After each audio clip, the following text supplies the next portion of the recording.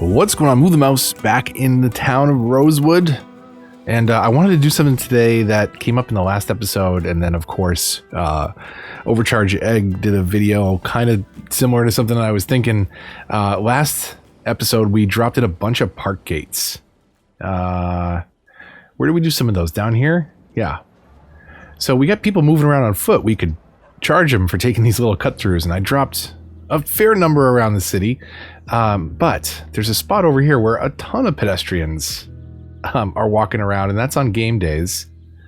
So what I wanted to do, they're already using this, right? They will take this from the baseball stadium over to here. It's technically a shorter path, but also they prefer pedestrian paths over the sidewalks. So we got to turn this into a park gate to charge them in and out of there. And then we've got to do the same thing over this way. But there's sidewalks here, so how do we do this? I was thinking, can we turn the immediate area just into a highway? So this is a 2-lane highway, right? So will it let us do this? At least one segment in each direction. So now there are no sidewalks on there. I mean, we could highway this across, but we'll worry about that after. What we want to worry about now is getting this all connected. So let's get that tree out of there. Let's set up our parks first. So wrong tool. I'm going to go into, was it not in here? Do I have to go over to the parks? Whatever game. And in this case, it can all be one park. That's totally fine.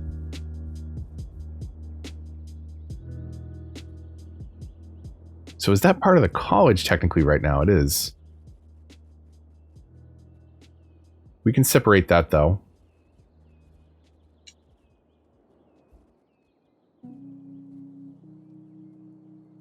So we'll make sure the stadium is covered.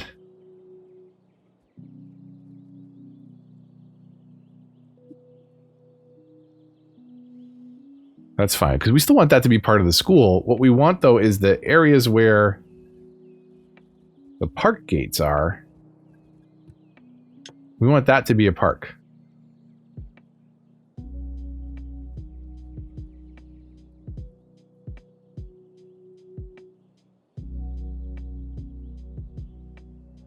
That should be fine. Let's make sure. We'll make sure that the school still has 2 sports teams.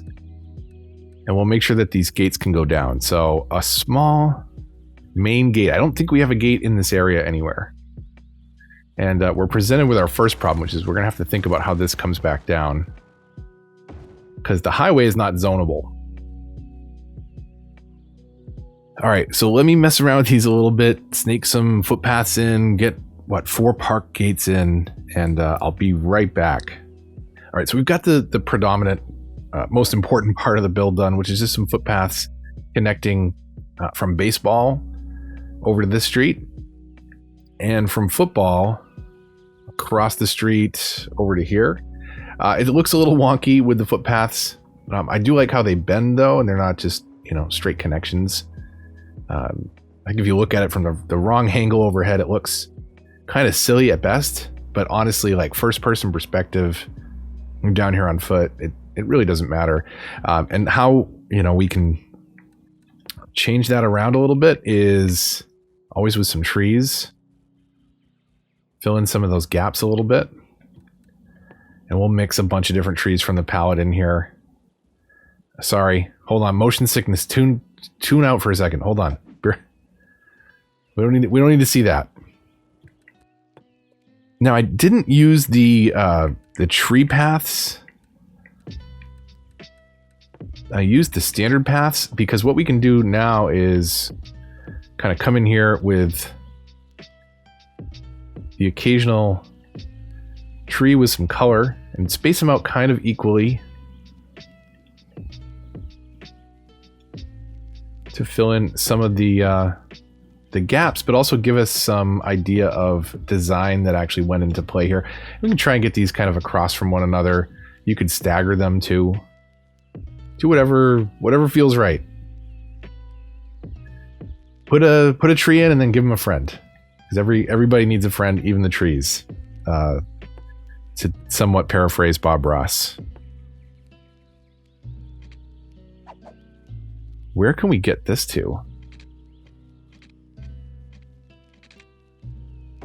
So that'll kind of create a little buffer area there.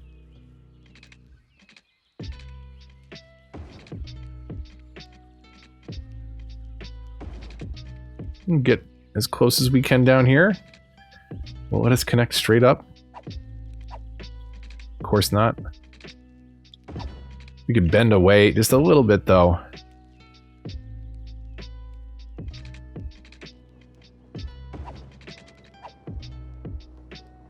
Make sure people aren't kind of walking in and around the train yard.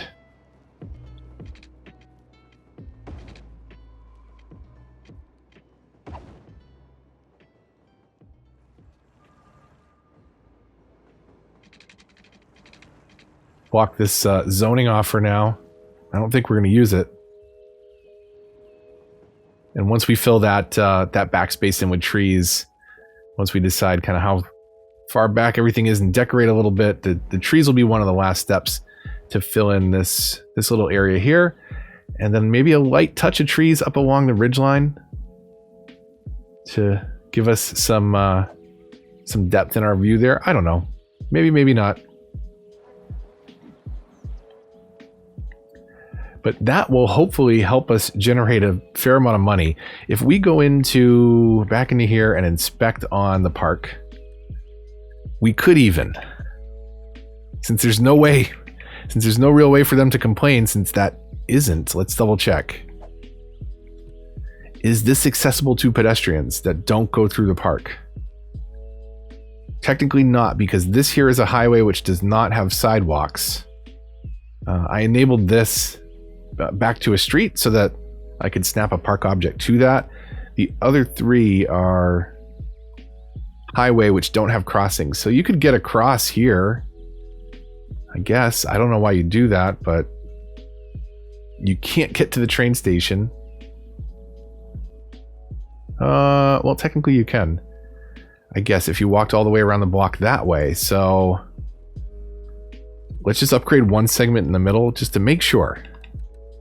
I don't think this will impact anything, and we can just do that. That kills our sidewalks. Those people should no longer be walking around that way. See, yeah, there they go. They're turning around. Some of them will despawn. That's okay. So if you're walking this way, it's not that much longer to go over here to the pedestrian path. So that's okay. And we're charging the max $20. So you're coming into the city to see a game. What's our budget at for that? These should be connected to the university. So varsity sports, what do we have? Baseball and football. They are still there. They're still part of the zone. Ticket prices. We're almost all the way up.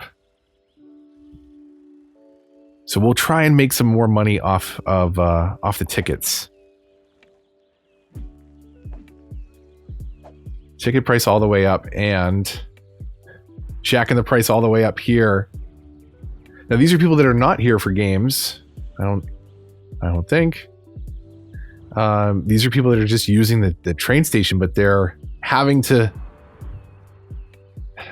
go that way. I guess I could have done a footpath over here with a park gate to charge people, but right away this is already making some money for the city. Let's take a look at info views. I should have looked at this before. I never do. We're around 9,600 per period on parks. So we'll let this run for a bit. In fact, let's let this run until a game.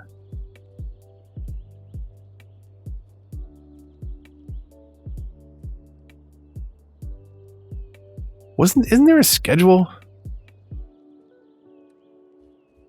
we're going to lose. We don't have enough students. We do have a high residential demand, so we could try and cram some more people in to try and get our level back up. Looks like we affected our campus attractiveness too. That's easy to get back up though, or it should be. Yeah, where's... Oh, okay, here we go. Next match, 7-11-2060. I'm going to let this play for a little bit at 3 times speed. And we will be back on game day, which should be the same over here. Yes. So let's let this run until 7-11. I wonder if this is, if it's, either way, if it's not backwards, it's still a long ways off. But maybe you noticed this, maybe you haven't. Save game.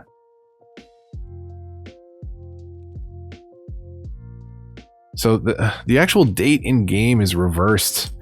How they format the months in the save game versus how they format the actual time in game. I don't know.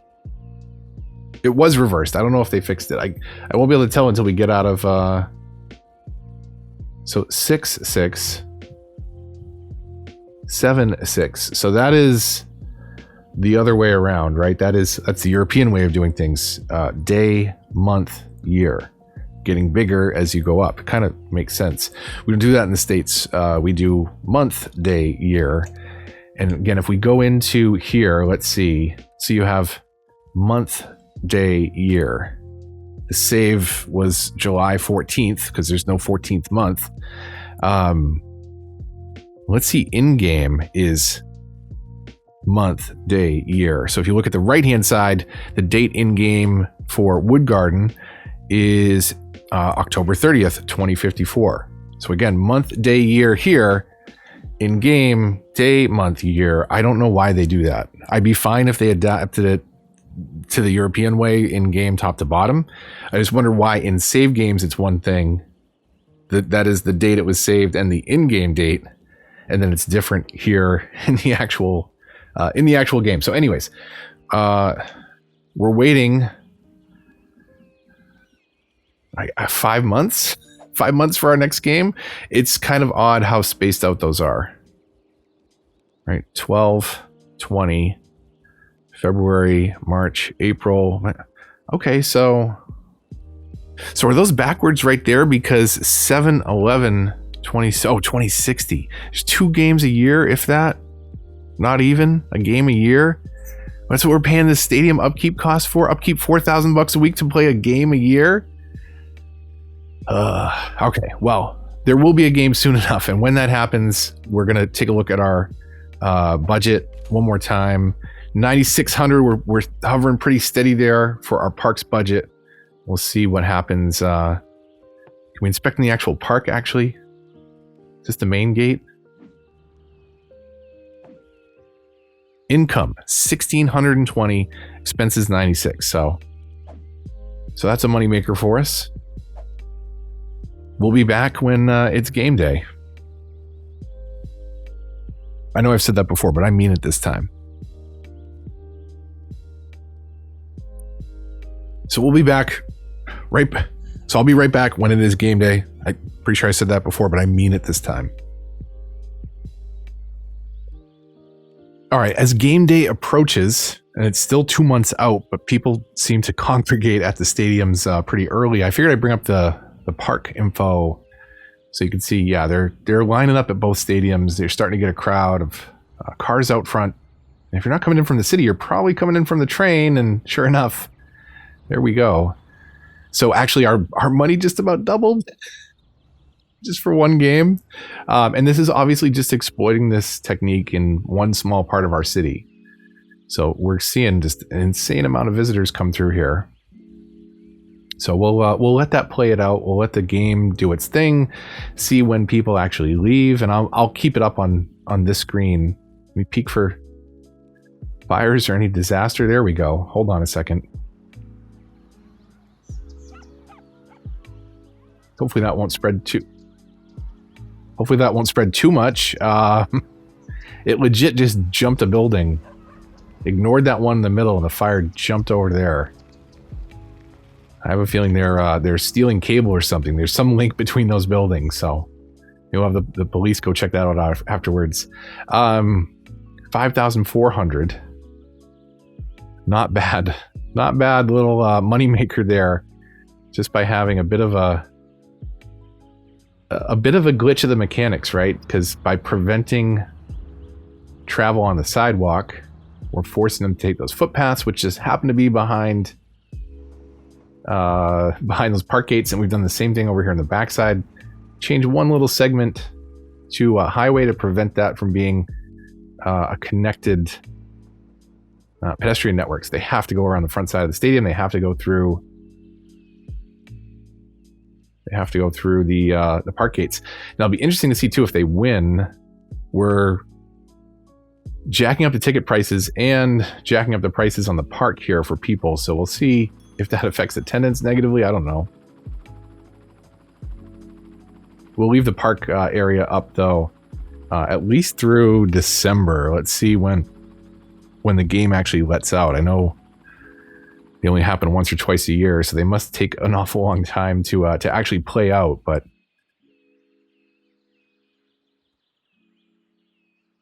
everybody coming in definitely put a windfall into our budget.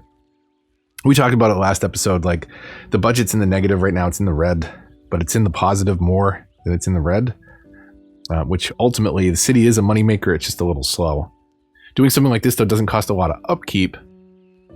So hopefully it won't impact the attendance by jacking up, again, the prices on the park and on the tickets themselves. But I'll be back after game day, which is actually just in a couple days at this point. The games officially start on the 7th of November. And then we'll see when they actually pour out what that does to our parks budget, or to specifically Garrett Garnet Grounds, which is not a bad name for our sports complex area. But let's see, the games should start on the 7th, technically.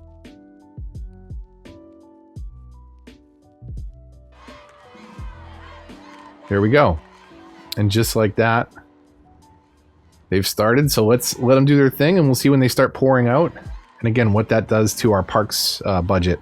Right now, it's pretty steady, just regular traffic. And we'll see that jump up again as people go to leave the stadiums. In fact, maybe we'll put it right here. That will be fine.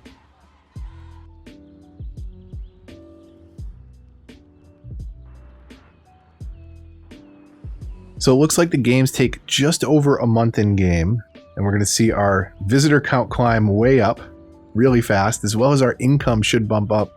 Wow. Okay. From around 2,000 to around 5,900. So that certainly puts a nice bump in the budget, and our surplus is at around 96,000 right now. Can't complain about that. So this definitely is something I've got to exploit more, and you should be exploiting if you have Park Life DLC. So in this case, we're focusing really predominantly on the sports fans that are coming into the city on train, or maybe coming from the opposite side of the city on train, because they can get there to this station as well. We've got 2 train stops in the city, but either way, they're coming in to see the game. The predominant way that they're getting there via the train and via those footpaths, right? Because there's no other way to walk to the stadium from there otherwise. So absolutely take advantage of this. It's a fantastic way. If you got these things in the city, may as well make a little bit of extra money in the process. Now, what I think I'm going to do, so foot traffic dying down now, it is, and it's all built up at our station there. So that's pretty good. Like, you can't argue with that. Is that going to reflect in our budget? 10,000. So I bet if we'd caught that at a better time, that would have even bumped up even more. I think I mentioned earlier in one of Overcharged Eggs more recent videos, you kind of broke down this trick. And I think I'm going to do the same thing with the train station, the bus station, at the very least the train station. Push it back and make all those people pouring out have to do have to do a toll basically to come in on foot. So should we just do it? Let's just do it.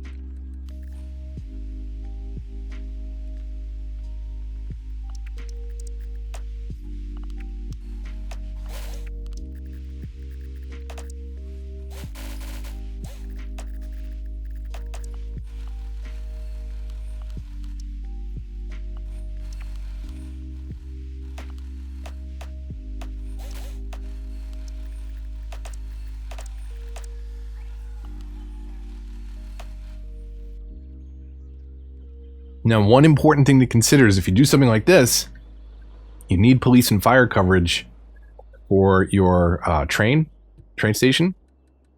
So make sure that you have, oh, look at that, it's right there, a police helicopter depot and a fire helicopter depot. And I think we've got one of these in the city. I was thinking about adding a second one because things are prone to burning. As you can see here, we've got a regular fire truck putting one out, helicopter putting out the other, it looked like, or maybe it was putting out a tree. But either way, make sure you have, where is it? Why does this have a problem with the lines now? That should have corrected. Okay, let's go in and recreate them just to be safe. So train lines, we'll get rid of this line. Did this one correct itself? It did not. Let's just delete these. So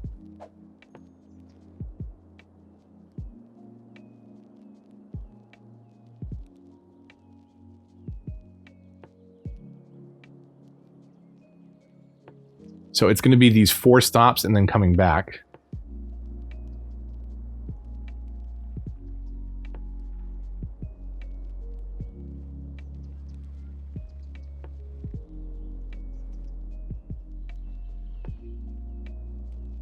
Now, what's different about these first 2 stops on the line, I talked about this before, but this is also kind of important, is allowing intercity trains. So the edge of our network is way out here. That's why I bought this tile. We didn't do any building on it, not even close to it, but it lets us hook these train lines in. So the outside world can come in and watch a game. And when they come, they're gonna have to pay a park toll to get there. And then alternatively, this one should also be set to allow intercity trains, because this gets us connected up to our transport hub. We've got the Grand Central Station Museum, but more importantly, we've got things like the buses and sidewalks that will take us further down into the city to get onto the tram lines. And then the tram lines can get people pretty much everywhere around the lake. Now, there's still some exceptions, some things that we haven't quite hooked up yet, like ability to get public transport into the industries. I don't think there's anything like that hooking up just yet. We do have things like the cargo yard here that are hooked up in both industry pockets. But there's no way to get people there yet. So maybe we look at piggybacking off some of those train lines and dropping in some train stations or above ground metro or tram, off-road. We'll come up with something. But for now, our 2 most popular ways to get into the city are train, and you're going to pay, well, you're going to pay a little extra for that privilege. So this should be a decent moneymaker all year round, I would think. Because this is a pretty popular route. Oh, so we have all these people walking around to the edges of the streets. Let's fix that.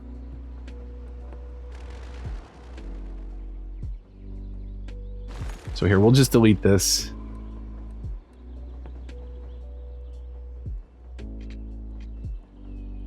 And where can we take it to? The outside edge, I think, works. Like that. And then if we do a regular piece of road to the end, or just beyond the end of the lot, like that, that gives us crosswalks that they can start using immediately. In fact, some of them doubled back because it was faster to come back and use the crosswalk, which is right across from the park gate. This one doesn't look as popular. Looks like people are entering the building on that side, but it doesn't matter. What's important is that there's no way to get there without going through that park gate. So that's making money for us, 640 bucks. What's this doing on an off day? You know, it's still making 2,000 bucks, that park. So this might tip up also, and we could do some things to drive some more tourism. Look at that, 4,000 bucks. So it's a shame I didn't do these sooner. If you have Park Life and you're not doing this, you're missing out, because obviously people will pour through and pay ticket prices. What is that doing to our traffic? If we're above 87, I'm fine. 92. Lovely. So, you know, we've got some spots here or there, some busy intersections, but not a lot of backup.